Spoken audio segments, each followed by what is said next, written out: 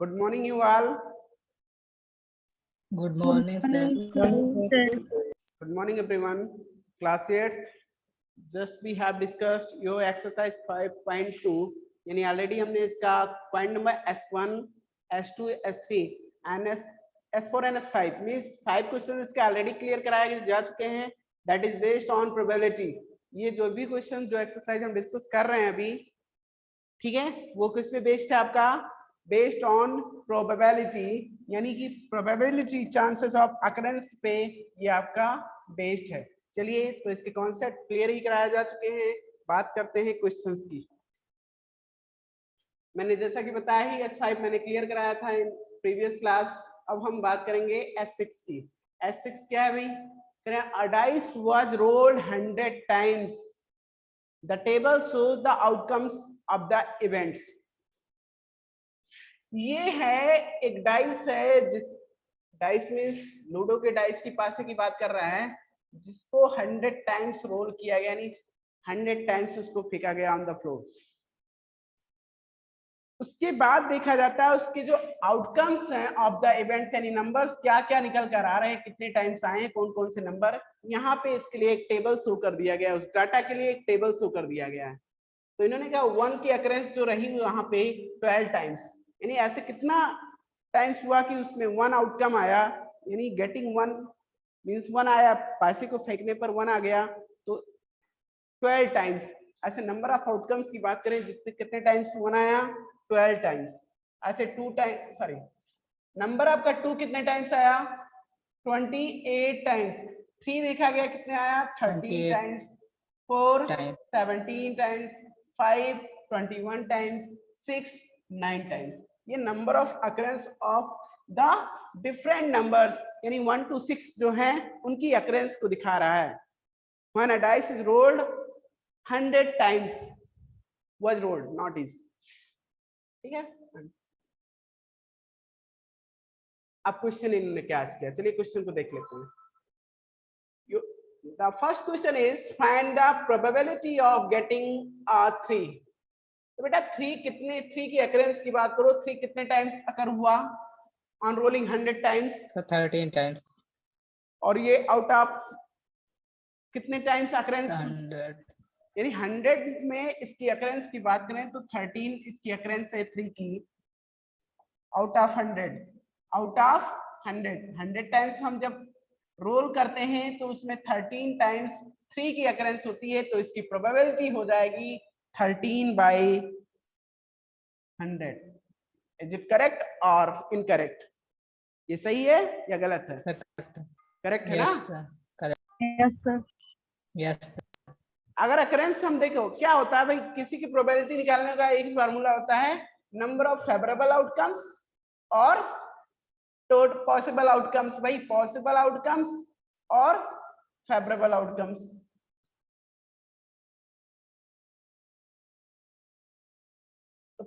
Favourable outcomes हमारे 3 की बात कर रहा है, तो 3 कितने टाइम्स अकर हुआ, 13. पॉसिबल आउटकम्स यानी 100 टाइम्स फेंका गया था, तो हो सकता है 100 टाइम्स 3 आ जाता, कोई जरूरी नहीं कि नहीं आता है ना, हो सकता है. अकरेंस की बात कर रहे हैं तो हम मानेंगे क्यों नहीं, हो सकता है, may be everything is possible, है ना. 100 टाइम्स हो सकता है, तो 100 इसकी पॉसिबिलिटीज थी आउटकम्स की, और यहां से हमने इसकी प्रोबेबिलिटी की बात किया तो 13/100, क्योंकि यहाँ पे अकरेंस की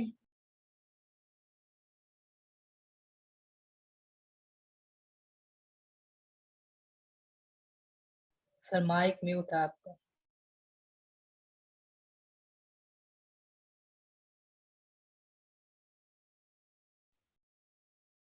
यस. हम बात कर रहे थे प्रोबेबिलिटी ऑफ गेटिंग अ 3, तो इसकी प्रोबेबिलिटी की बात करें तो 13/100, बिकॉज इसकी अकरेंस 13 टाइम्स, और टोटल पॉसिबल आउटकम्स की बात करें तो 100 हो सकता है. जरूरी नहीं कि 100 टाइम्स अगर फेंका गया है तो 100 टाइम्स नहीं आता, हो भी सकता था. तो इस तरह से इसकी पॉसिबिलिटीज 100 हो जाएगी और फेवरेबल आउटकम्स 13. इस तरह से probability 13/100.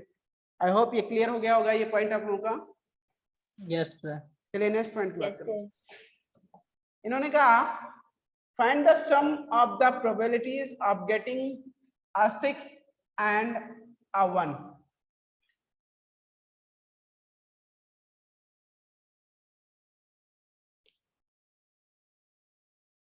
Find the sum of the probabilities of getting a 6 and a 1.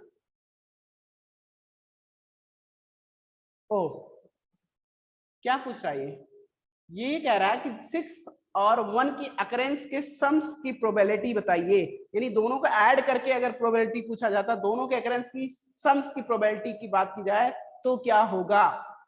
बात समझ में आ गई होगी आप लोगों को। 1 भी Yes, इंक्लूड sir. कर लो, 1 की अकरेंस की इंक्लूड कर लो और 6 की अकरेंस को इंक्लूड कर लो, दोनों के अकरेंस को ऐड करके देखो तब प्रोबेबिलिटी बात करो तब क्या होगा फिर। तो ठीक है, अकरेंस ऑफ 1 की बात करें तो कितना है, कितने टाइम्स Sir, 12. आउटकम्स आया वो 12 टाइम्स, यहाँ पे 12 टाइम्स हो गया 1 और 9 टाइम्स आपकी 6 की आउटकम्स है, 6 की तो इस तरह से इसके 21 टोटल आउटकम्स हो जाएगा, सम ऑफ द 6 and 1 हो जाएगा 21 आउटकम्स। ओके, और पॉसिबल आउटकम्स कितने थे 100, भाई दोनों मिलाकर हो सकते थे 100, यही दोनों कंप्लीट कर लेते है ना। तो इस तरह से इसकी प्रोबेबिलिटी की बात करें, किसकी probability of probability of the getting a 6 and 1, no, the sum of the probabilities of getting a 6 and a 1, no, मैं कुछ और कर रहा हूं और वहां से कुछ और करना है। क्या करना है, प्रोबेबिलिटी फाइंड कीजिए पहले, सम ऑफ द प्रोबेबिलिटीज फाइंड करना है, हमें नंबर्स की अकरेंस का सम की प्रोबेबिलिटी नहीं फाइंड करनी है, sum of the probabilities of getting a 6 and a 1, यानी जो 6 और 1 की प्रोबेबिलिटी आएगी उसका सम फाइंड करना है। Is that clear? Yes, sir. Yes, sir. Yes, sir. Sum of the probabilities of getting a 6 and 1, तो भाई 1 राइट कर लीजिए, प्रोबेबिलिटी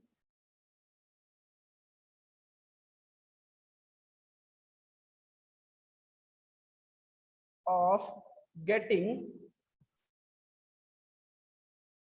a 6, भाई प्रोबेबिलिटी ऑफ गेटिंग अ 6 बात कर लो, अगर 6 की प्रोबेबिलिटी क्या होगी तो 6 की चांसेस अकरेंस क्या है 9, 6 की अकरेंस कितने टाइम्स हुई है, आउटकम्स आज आउटकम्स कितने टाइम्स 9 आया 9, और टोटल पॉसिबल आउटकम्स कितने हो जाएंगे 100, तो ये हो 100. जाएगा 9/100, आंसर तो वही आएगा क्योंकि एक ही से Yes, कंपेयर sir. कर रहे हैं। अब बात कर लो प्रोबेबिलिटी ऑफ गेटिंग, probability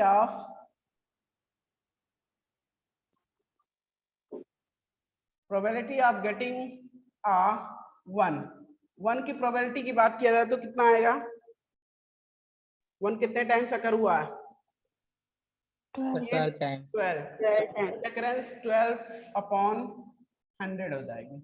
इस तरह से sum of the probabilities, sum of the probabilities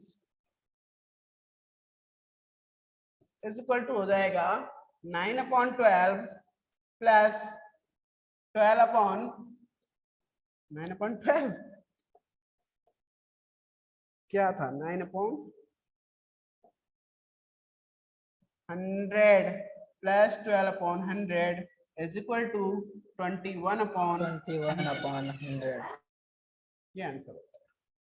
9/100 plus 12/100 is equal to 21/100, that is the sum of the probabilities of getting a 6 and a 1. Okay, Yes, sir. Yes, sir. Yes, sir.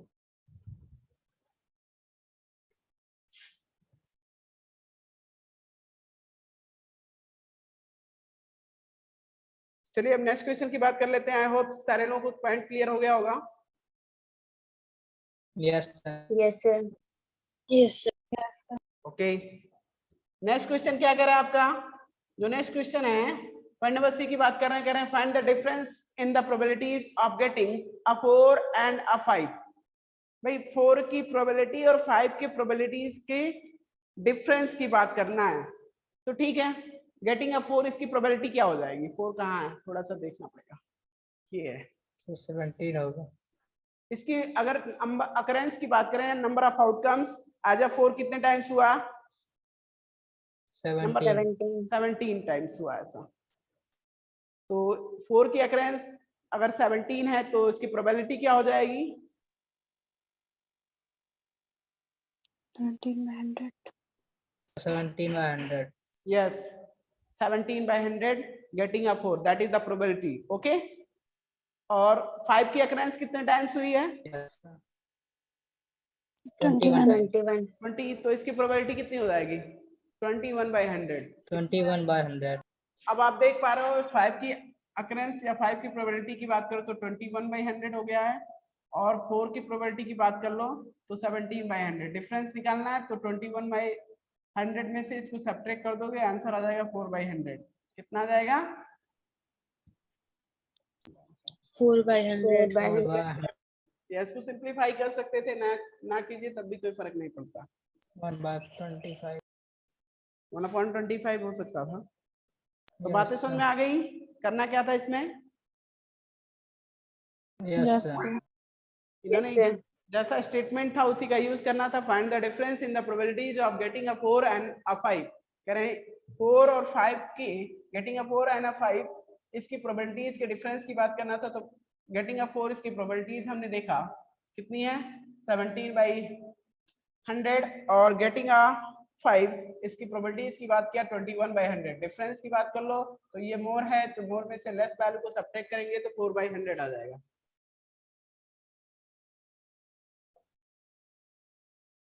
चलिए next question की बात कर लेते हैं। Question number, next point number D है आपका। इसमें इन्होंने दिया है find the ratio between the probabilities of, क्या? Find the ratio between the probabilities of getting a 2 and a 4। चलो इसको बताओ क्या होगा। 2 और 4 के आने की क्या प्रोबेबिलिटीज है? नो नो नो, जो भी होगा प्रोबेबिलिटीज वो तो वही है, उसका क्या करना है? रेशियो फाइंड करना है हमें। क्या फाइंड करना है? Ratio between the probabilities of getting a 2 and a 4। तो पहले बताइए, सबसे पहले ये क्लियर कर लीजिए कि दो, जो 2 है यानी 2 है, उसकी प्रोबेबिलिटीज क्या होगी? To getting a 2, what is the probability? 28/100 सही है अभी, 28/100, that is the probability of getting a 2। 2 की प्रोबेबिलिटी इतनी हो गई 28/100। चलो 4 की प्रोबेबिलिटी की बात कर लो। 17/100 4 की प्रोबेबिलिटी है 17/100। ये अब रेशियो निकालना है, ratio between the probabilities of getting a 4 and, sorry, getting a 2 and a 4। तो सेम एज, कुछ करना नहीं है, यहीं से डायरेक्ट हम इसके रेशियोज को फाइंड करना चाह रहे हैं। तो रेशियो मींस क्या होता है? फ्रैक्शंस के फॉर्म में ये आज न्यूमरेटर वर्क करेगा और ये आज डिनोमिनेटर वर्क करेगा, मतलब डिवाइड कर देना होता है। अगर हमें मान लेते हैं ए एंड बी को रेशियो फॉर्म में राइट करना है, तो इसका मतलब क्या होता है भाई? A/B ऐसे राइट करते हो, और इसका मतलब क्या होता है? A डिवाइड बाई बी, या ऐसा A डिवाइड बाई, ये सारे फॉर्मेट या फॉर्म हो सकते हैं इसके।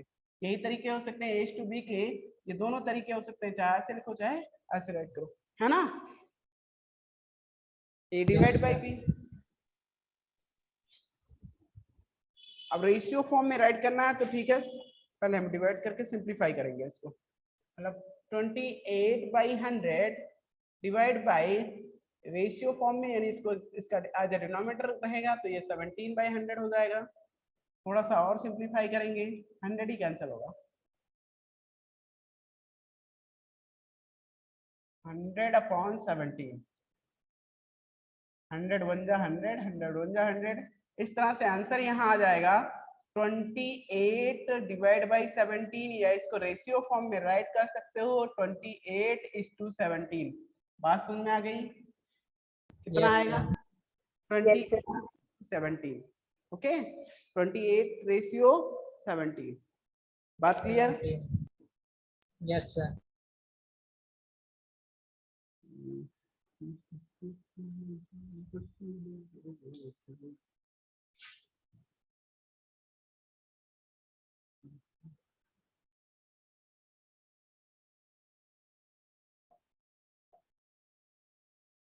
चलिए नेक्स्ट क्वेश्चन की बात कर लेते हैं। आपका पॉइंट नंबर S7, अभी मैंने S6 क्लियर किया, अब हम बात करेंगे S7 की, जिसमें कह रहे हैं numbers are formed using the digits 4, 8 and 5 and a number is chosen at random.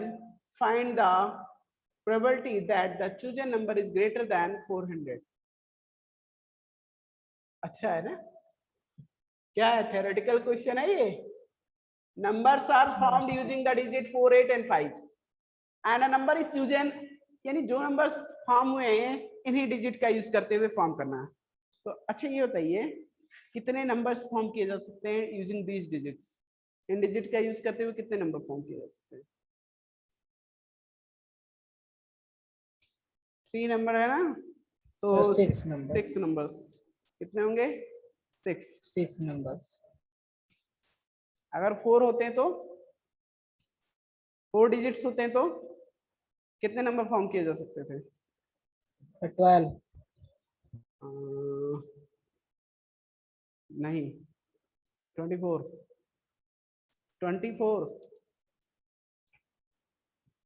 कैसे हो, अभी दिखाता हूँ। चलो इसको क्लियर कर दो, यही कॉन्सेप्ट। मैंने डिजिट की बात किया, जब 3 डिजिट्स होते हैं तो इसके लिए रूल होता है, फैक्टोरियल रूल होता है, फैक्टोरियल 3 का रिप्रेजेंटेशन है ये।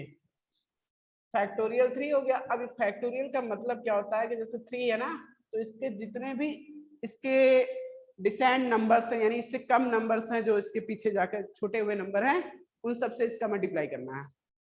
तो इससे 3 से छोटे नंबर क्या भाई? 2 है, 1 है, ये हो गया 6। इसका मतलब 6 नंबर मतलब फॉर्म होंगे इससे।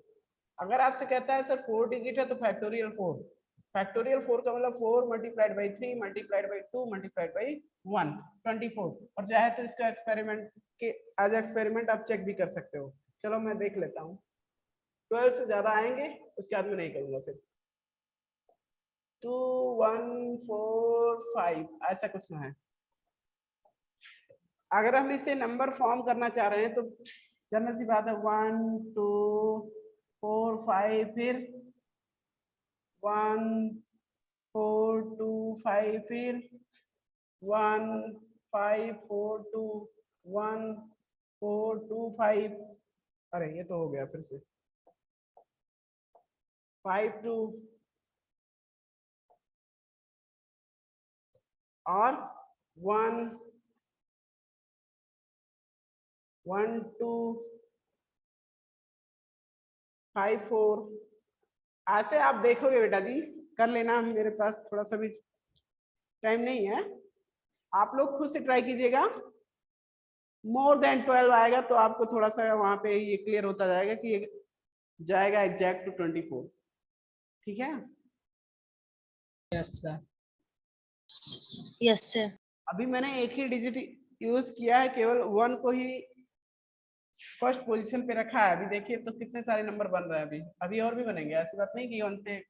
अभी 1 को ही फर्स्ट पोजीशन पे रख के बहुत सारे नंबर बन रहे हैं, 1 2 3 4 5, और अभी कितने होंगे, एक और बनेगा 1 इस 1 का यूज करते हुए। यस देखो सर। इस 1 का यूज करते हुए और बनेगा डिजिट्स। 1 5 2 4। ओके, क्या और भी बन सकते हैं? नहीं। अब 1 को नो सर, अभी फर्स्ट ऐसे नहीं पोजीशन पे बनेगा। रखते हुए क्या कोई और भी नंबर फॉर्म किए जा सकते हैं? नहीं। एक चीज तो क्लियर है, देखो नो सर। एक चीज क्लियर है कि 1 को हमने अगर फर्स्ट पोजीशन दिया है, यानी कोई वन ऑफ द डिजिट को हमने फर्स्ट पोजीशन दिया, तो उससे 6 नंबर फॉर्म हुए हैं। ऐसे भी 3 नंबर्स और हैं तो उनसे भी 6 6 बनेंगे, है ना? तो 6 3 18 और ये 6 24 नंबर फॉर्म होंगे। कितने नंबर?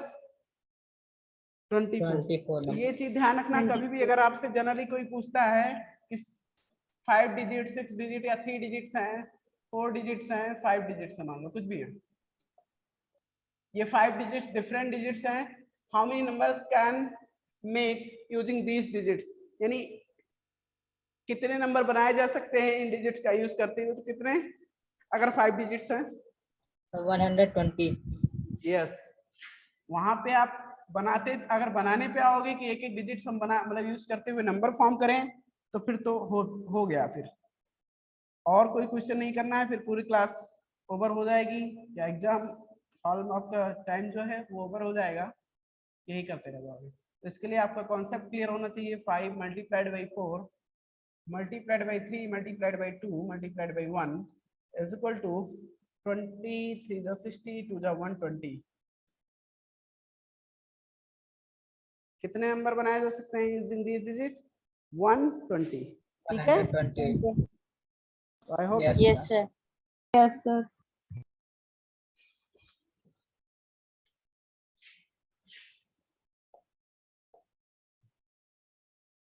ये कहाँ चला गया?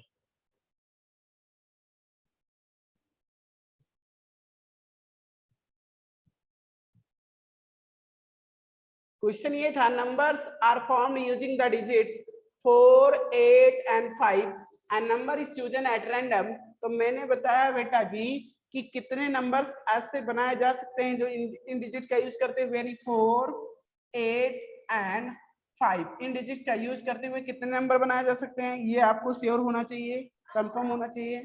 कितने नंबर बनाए जा सकते हैं? 6. 6।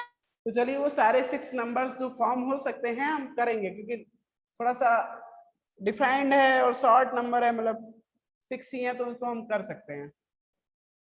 मान लीजिए हम करना चाह रहे हैं 4 5 8, उसके बाद दूसरा कोई नंबर बता सकते हैं 4 4 8 5. 5, फिर 5 4 8. ठीक है 5 4 8 5 8 4. 5 8 4, फिर 8 को ले 8 4 5.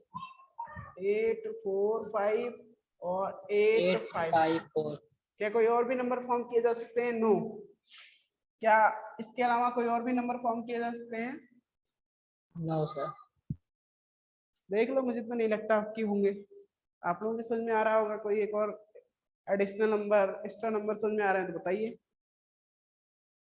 No, sir. नहीं होंगे, जितने होने थे कर दिया गया, ठीक है।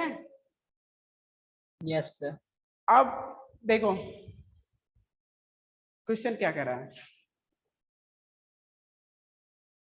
चलो क्वेश्चन को देख लेता हूँ तब फिर बताता हूँ।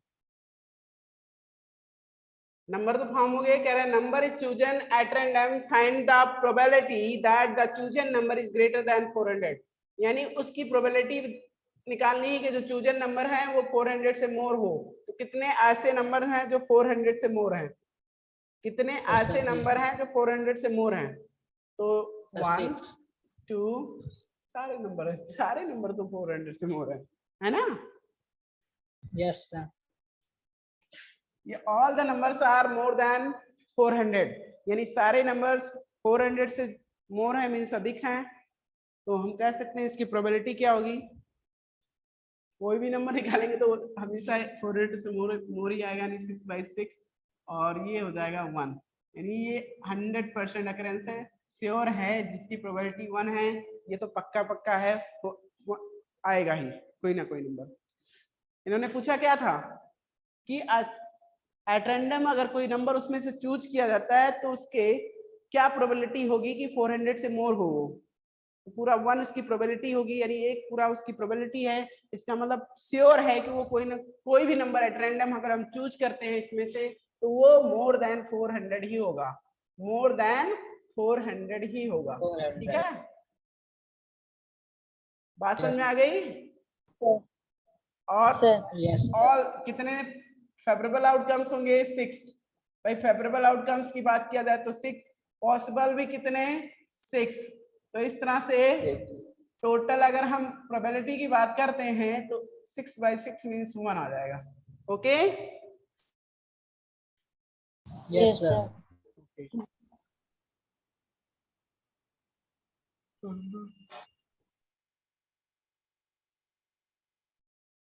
कह रहे हैं following is the record of an experiment in which a ball was drawn randomly from a bag 1000 times. क्या ये रिकॉर्ड है of an experiment in which a ball was drawn randomly from a bag 1000 times. यानी एक bag है, उसमें ये different colours के balls को रखे गए हैं, जिसमें आपका रेड ग्रीन व्हाइट और ब्लू कलर के बॉल्स हैं। उस बैग से रैंडमली 1000 टाइम्स ये एक्सपेरिमेंट किया गया था, ठीक है। 1000 टाइम्स रैंडमली ड्रॉन किए गए हैं बॉल फ्रॉम द बैग। अब उसके जो रिजल्ट्स हैं, जो रिकॉर्ड्स हैं, वो कुछ इस तरह से थे जो टेबल में शो किए गए हैं। कैसे? Colour of the ball red, green, white, blue, ये सारे कलर्स के डिफरेंट कलर्स के बॉल थे। नंबर ऑफ टाइम्स ड्रॉन, यानी कि कितने टाइम्स निकल कर आ रहे हैं कौन कौन से कलर के बॉल। ये 189 टाइम्स आपका रेड कलर आया, 261 times green colour, 355 times white colour, 195 times आपका ब्लू कलर्ड बॉल अपीयर हुआ। Okay, Yes, sir. चलिए, the first question of this is find the probability of getting a red ball. भाई red ball की probability क्या होगी? Getting a red ball, इसकी probability क्या होगी? Upon 1000. अकरेंस की बात कर लो तो 189 टाइम्स अकर हुआ, यानी कितने टाइम्स निकल कर आ रहा है? 189 टाइम्स। और टोटल कितने टाइम्स निकाले गए हैं ball? 1000 times. That is the probability of getting a red ball is equal to 189 upon 1000. Okay. Yes, sir. Yes, sir. White ball की बात भी ऐसे कर लिया। दूसरे क्वेश्चन की बात कर ले, पॉइंट नंबर बी की। करें getting a white ball. White ball के आने की क्या प्रोबेबिलिटी होगी? 355 upon 1000. भाई व्हाइट की अकरेंस की बात करो तो 355 टाइम्स ड्रॉन किया गया, यानी निकल कर आया है, और टोटल एक्सपेरिमेंट्स हुए हैं 1000 टाइम्स। तो यहाँ से इसकी प्रोबेबिलिटी 355 डिवाइड बाई 1000 हो जाएगा। ये भी क्लियर हो गया होगा? Yes, sir. Yes, sir. चलिए नेक्स्ट क्वेश्चन की बात कर लेते हैं। कह रहे हैं S9 में the following table gives us the outcomes of survey. Newspaper times of India, Hindustan times, the Hindu, number of readers. ये एक सर्वे किया गया कि कौन से डिफरेंट टाइप्स के न्यूज़पेपर कितने नंबर ऑफ रीडर्स हैं एक पर्टिकुलर रीजन में, एक पर्टिकुलर कितने लोगों पे सर्वे किया गया है, वो देख लेंगे बाद में। वो तो हमें देखना होगा कितने लोग, टोटल नंबर ऑफ पर्सन्स कितने थे, वहाँ रीडर्स कितने थे, उन पे सर्वे किया गया है। तो ये डिफरेंट रिकॉर्ड निकल कर आ रहे हैं, जिसमें टाइम्स ऑफ इंडिया रीड करने वाले ऐसे कितने लोग हैं जो times of India newspaper read करते हैं? 1903। हिंदुस्तान टाइम्स को रीड करने वाले रीडर्स हैं, पाठक हैं 2405। और जो आपका नेक्स्ट है द हिंदू, इस न्यूज़पेपर को रीड करने वाले हैं 1883। 800. डिफरेंट रीडर्स हैं। A reader was chosen at random and was present a mobile phone.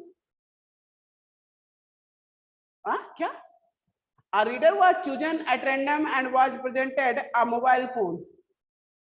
Find the probability that the chosen reader reads Hindustan Times.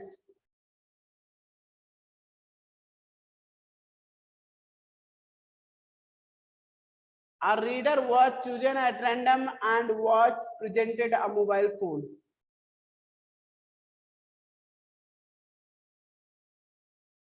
कह रहे हैं किसी भी रीडर को एट रैंडम हमें चूज करना है and was presented a mobile phone, जो कि मोबाइल फोन के द्वारा प्रेजेंट किया गया है, मतलब मोबाइल फोन में दिखाया गया है, उसमें से किसी एक को हमें चूज करना है।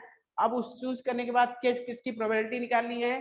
Find the probability that the chosen reader reads Hindustan times, यानी उसकी क्या प्रोबेबिलिटी होगी कि जो चूजन रीडर है, हमें एट रैंडम चूज करना है, हमें नहीं पता है कि कौन कौन, बस इतना पता है कितने number of persons different types के न्यूज़पेपर को रीड करते हैं, ये क्लियर है। लेकिन ये नहीं क्लियर है कौन कौन सा न्यूज़पेपर रीड करता है, ये हमें नहीं पता है। तो एट रैंडम चूज करना है, तो उसकी प्रोबेबिलिटी क्या होगी कि वो हिंदुस्तान टाइम्स न्यूज़पेपर रीड करता है, उसकी क्या प्रोबेबिलिटी होगी?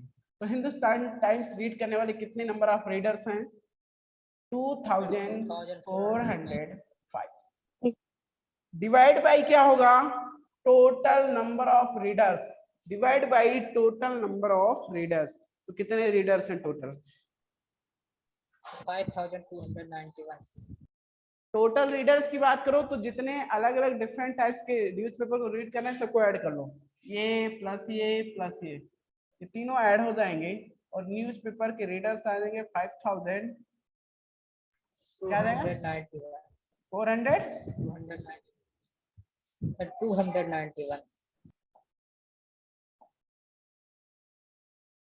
291।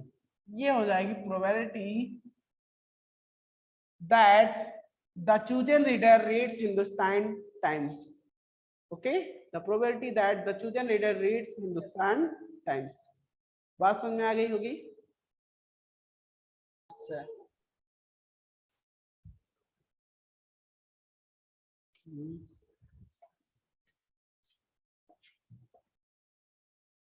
The probability of choosing a white ball from a bag containing white and blue balls is 3/7. If the total number of ball in the bag is 42, find. बहुत easy है, probability दिया गया है,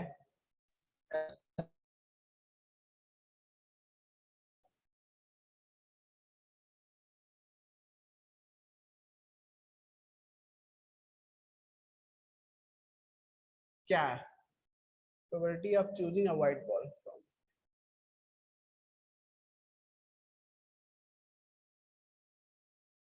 choosing a white ball is equal to 3/7। ये 3/7 है white ball की probability.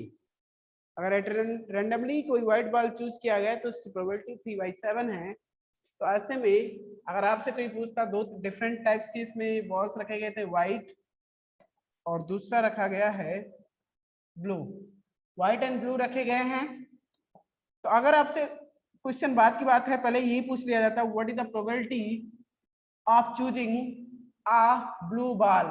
अगर white की जगह ब्लू बॉल की प्रोबेबिलिटी पूछा गया होता तो क्या बताते? ऐसे में क्या करना होता है कि टोटल प्रोबेबिलिटी दोनों के आउट प्रोबेबिलिटीज को अगर सम देखा जाता तो 1 होगा, दोनों के प्रोबेबिलिटीज का सम कितना होगा? 1 होगा। 1 में से इसकी प्रोबेबिलिटी माइनस कर दो, 4/7, इसकी प्रोबेबिलिटी क्या होगी? 4/7। दोनों की प्रोबेबिलिटी क्लियर। अब क्या करोगे, दोनों के फ्रैक्शंस क्लियर हैं तो हमें जिसमें नंबर्स अगर टोटल पता है तो हम डिफरेंट टाइप्स के बॉल्स को क्लियर कर सकते हैं। अगर इन्होंने कहा the total number of balls in the bag is 42, यानी बॉल्स बैग में 42 बॉल्स थे, तो व्हाइट बॉल्स कितने हो जाएंगे? White balls is equal to हो जाएगा 3/7 ऑफ 42। ओहो, 3/7 ऑफ 42, 3/7 मल्टीप्लाइड बाई 42, 7 1 जा 7, 7 6 जा 42, 6 3 जा 18, यानी 18 व्हाइट बॉल्स हैं और जो रिमेनिंग बॉल्स हैं वो आपके ब्लू बॉल्स हैं। Okay, yes sir. तो रिमेनिंग ब्लू बॉल्स की बात कर लें तो कितने हैं? इन्होंने क्या what the probability of choosing a blue ball, इसको तो मैंने क्लियर कर दिया था। ये probability of choosing a blue ball कितना आएगा? 4/7। कितना आएगा? 4/7। ठीक है, तो इस तरह से ये आपका जो चैप्टर है, जो एक्सरसाइज है, ये आपका कंप्लीट होता है। ठीक है, आई होप जितने भी पॉइंट्स इसमें डिस्कस किए गए आप लोगों को क्लियर हो गए होंगे।